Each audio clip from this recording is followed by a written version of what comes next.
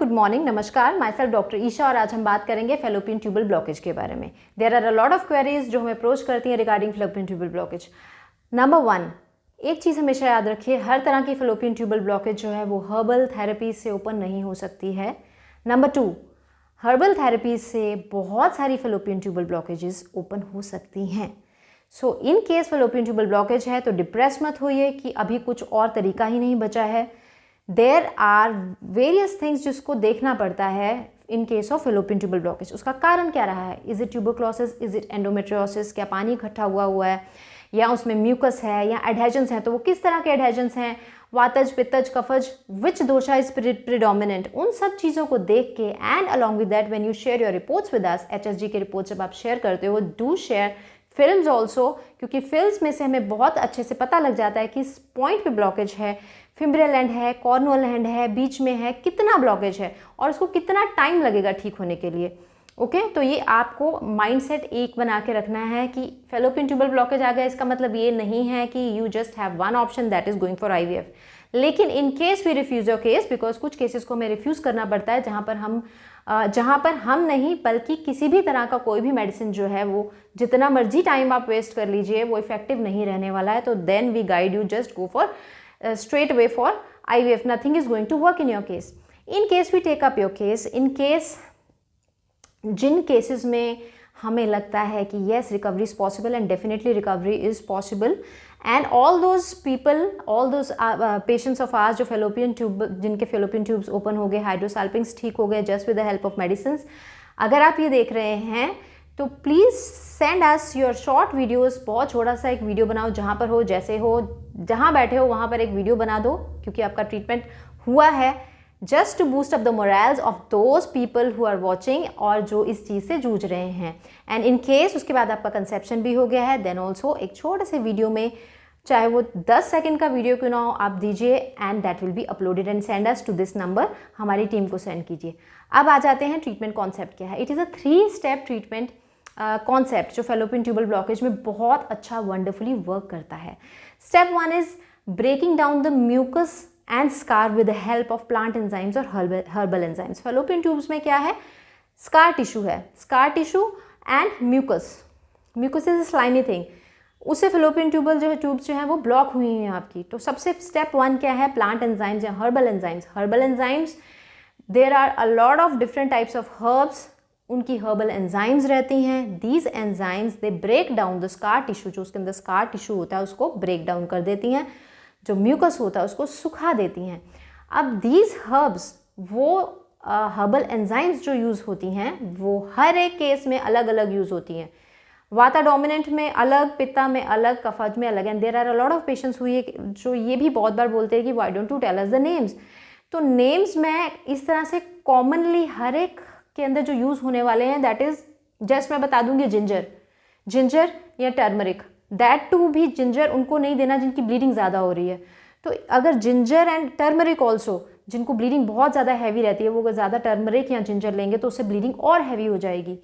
तो सिमिलरली चाहे वो कुछ हर्ब्स को बहुत स्ट्रैटेजिकली यूज़ करना होता है, कुछ हर्ब्स कुछ के लिए बहुत बेनिफिशियल होते हैं एंड उसी तरीके से दूसरे पेशेंट्स के लिए वो बिल्कुल भी बेनिफिशियल नहीं होते। देखना है एडहेजन कहाँ पर है, देखना है वाता डोमिनेंट है, पित्ता प्रीडोमिनेंट है, और ये भी देखना है कि पेशेंट में हार्मोनल इम्बैलेंस तो नहीं है, साथ में कहीं पेशेंट को साथ में पीसीओडी तो नहीं है, क्या उसका ओव्यूलेशन प्रॉपर हो रहा है कि नहीं हो रहा। उस हिसाब से हमें हर्ब्स को डिसाइड करना है। मैं हर्ब्स के बहुत सारे नाम भी यहाँ पर बता सकती हूँ। इवन हर्ब्स के केस में भी हमें हर्ब का लीफ यूज़ करना है या रूट यूज़ करनी है या बाक यूज़ करनी है, इन सब की अलग अलग प्रॉपर्टीज़ हैं। तो वो सब चीज़ों को स्ट्रैटेजिकली एनालाइज करके ही हमें ट्रीटमेंट देना है। एंड इस तरह का ट्रीटमेंट इस तरह कोई भी ट्रीटमेंट वर्क नहीं करने वाला है। एक फर्टिलिटी की फेलोपियन ट्यूबल ब्लॉकेज किट निकाल दें एंड हर एक को वो देते रहें, will that be effective? No, that will be just a waste of time. Why? हर एक के अंदर रीजंस अलग है, हर एक का कॉज अलग है, and it will be very easy, बहुत ईजी है ये किट है ये, और आप सब इसको लोगे एंड फेलोपियन ट्यूबल ब्लॉकेज ठीक हो जाएगा, ऐसा कभी भी नहीं होगा। So strategically you have to plan. Now we coming to the main thing, coming to step 2। Now step 2 इसका क्या रहने वाला है? Reducing the infection and inflammation with the help of various herbal phytochemicals. Herbs के phytochemicals होते हैं जिससे हमें इन्फेक्शंस को ठीक करना है। इन्फेक्शन बार बार होगा तो वहाँ इन्फ्लामेशन होगा, सूज जाएगा, इन्फ्लामेशन होगा तो क्या होगा, वो जो ट्यूब है उसका पाथ नैरो हो जाएगा। पाथ नैरो होने से क्या होगा, जो फॉलिकल हर मंथ वहाँ से ट्रांसपोर्ट होके आपके ट्यूब्स के थ्रू यूट्रस में आना है, एम्ब्रियो इम्प्लांट होना है फिर, तो वो नहीं हो पाएगा। तो working upon those infections and inflammations with the help of anti inflammatory herbs and anti infective herbs are there.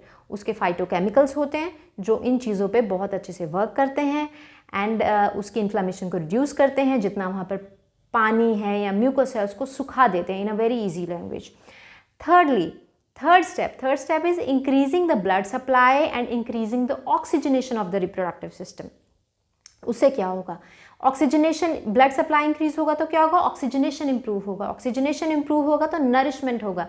किसी भी पॉइंट को जब रिपेयर करना है हमने, क्योंकि वो ट्यूब्स जो हैं उनको रिपेयरेशन चाहिए, वो डिजीज्ड हैं, उनमें थोड़ी से इश्यूज आ गए हैं, तो रिपेयर करने के लिए वहाँ की सर्कुलेशन बढ़ानी होगी। सर्कुलेशन से क्या होगा, ऑक्सीजनेशन बढ़ेगी। ऑक्सीजनेशन से क्या होगा, रिपेयरेशन बढ़ेगा। एंड सिंपल इस तरह के बहुत सारे हर्ब्स हैं जो सर्कुलेशन बढ़ाते हैं। सर्कुलेशन बढ़ाने के लिए एक हर्ब है जो कॉमनली आप सब यूज़ कर सकते हैं, वो मैं आपको यहाँ बता रही हूँ। हर्ब नहीं, it's a kind of a syrup और अरिष्ट, अर्जुनारिष्ट। अर्जुनारिष्ट जो है ये आपके हार्ट के लिए अच्छा है, ये आपकी सर्कुलेशन को अच्छा करता है। बट क्या सिर्फ सर्कुलेशन ठीक कर लेने से आपकी फैलोपियन ट्यूब्स ठीक हो जाएंगे? नो, ये एक स्टेप है। सर्कुलेशन को इंक्रीज करना सिनर्जेस्टिकली हमें चाहिए, ये तीनों के कॉम्बिनेशन चाहिए हमें, तो सर्कुलेशन अच्छा हो जाएगा। समटाइम्स ब्लड थिक हो चुका होता है ड्यू टू हार्मोनल इम्बैलेंस। अगर हार्मोनल इम्बैलेंस से ब्लड थिक हो चुका है तो उसके लिए हमें अलग हर्ब्स यूज़ करने होते हैं। हार्मोनल इम्बैलेंस कैसे पता लगेगा? यार आपका ओवुलेशन नहीं हो रहा, फॉलिकल भी अच्छा नहीं बन रहा, फॉलिकल अच्छा सा रप्चर 20 to 22 mm तक पहुंच के 12-13 डे पे अगर रप्चर नहीं कर रहा, समटाइम्स एंडोमेट्रियम आपका जो है ट्रिपल लाइन नहीं हो रहा, मेजरमेंट उसकी अच्छी है लेकिन वहाँ वैस्कुलैरिटी अच्छी नहीं है, नरिशमेंट नहीं है, तो एम्ब्रियो स्टिक नहीं करेगा। तो मल्टीपल चीज़ों को हमें देख के जान के इस 3 स्टेप अप्रोच में जब हम फैलोपियन ट्यूबल ब्लॉकेज के लिए 3 स्टेप अप्रोच करते हैं तो बहुत अच्छे रिजल्ट्स फैलोपियन ट्यूबल ब्लॉकेज में मिलते हैं एंड पेशेंट्स नेचुरली कंसीव कर जाते हैं।